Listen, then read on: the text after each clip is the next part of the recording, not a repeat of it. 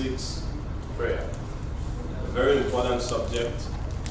Almost everybody, whether believer or not, talks about prayer, alludes to the fact that they have prayed, or they practice some kind of prayer in their life. But for the believer, and that's what we're going to be discussing today, for the believer, what exactly does prayer mean? What is prayer? This is the first lesson, and we'll try to see what prayer is. The response you will get if you were to ask most anybody what prayer is would be, prayer is communicating with God, and that's so true.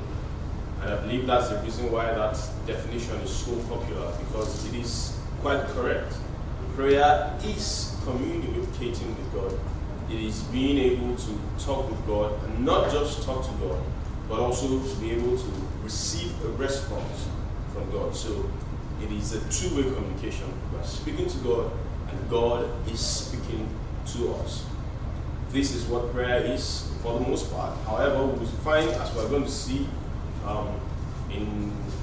as we proceed, prayer sometimes may not be covered by that definition, especially when you're talking about something like the prayer of supplication, in which you are making power available to accomplish a desired result.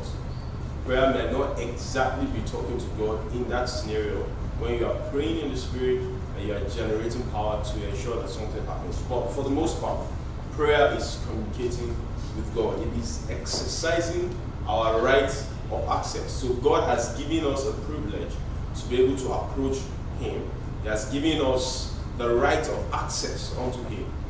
I like to always illustrate with, somebody who is in authority, say the president of the country.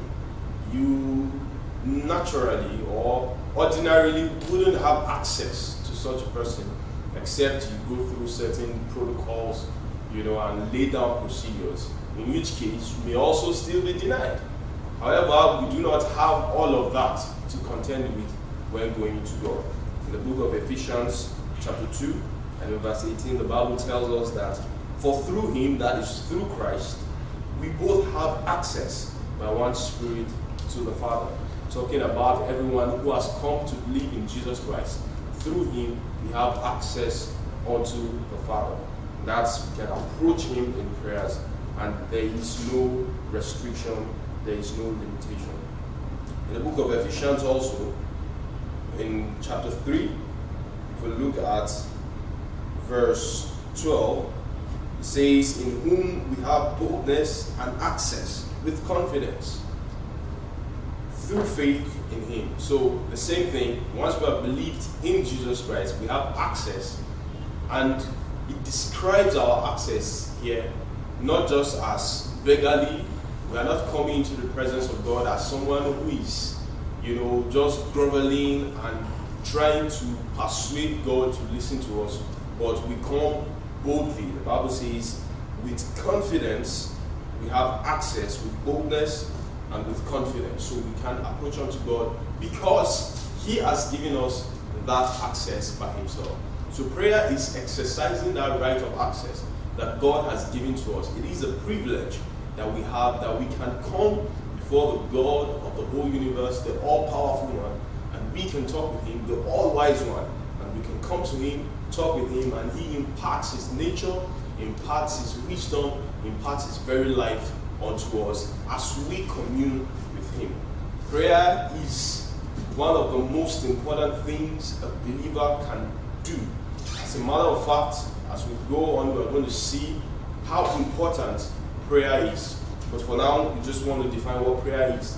Another thing I would like to mention here is what prayer is not. Some people have said, prayer is not my gift. But prayer is not a gift.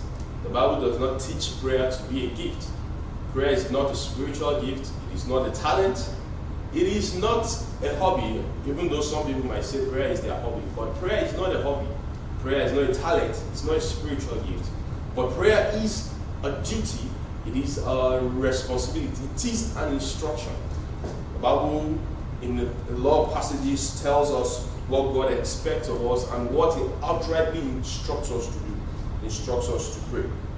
In the book of Romans, chapter 12, verse 12, it says, rejoicing in hope, patient in tribulation, continuing instant in prayers. It says you should continue to be instant in prayer, which means that you should be spontaneous to enter into prayers. So you should be spontaneous to enter into prayer.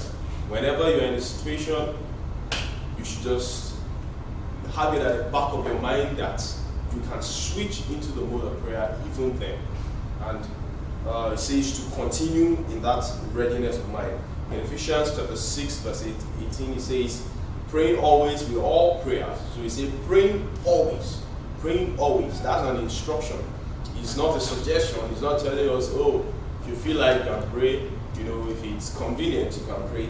But it says praying always, an instruction, with all prayer and supplication in the Spirit, and watching thereunto with perseverance and supplication for all saints. In Philippians 4:6, it says, be careful for nothing. It says, don't be anxious. It says, but in everything, by prayer and supplication, with thanksgiving, make your request known unto God. So if there ever seems to be a situation in your life that makes you feel like worrying, then that is a time to pray. It's a good time to pray. It says, do not be careful. It means don't be anxious about anything, but in everything, by prayer and supplication, with thanksgiving, make your request known unto God. And the very popular scripture, 1 Thessalonians chapter 5, verse 17, it says, pray without ceasing. So from all these scriptures that we've read, we can see that prayer is not a gift. It is not, something that we do when we find it convenient, but it is an instruction that God has given unto us, commanding us to engage in. And we will see the reason why this is so important as we go ahead.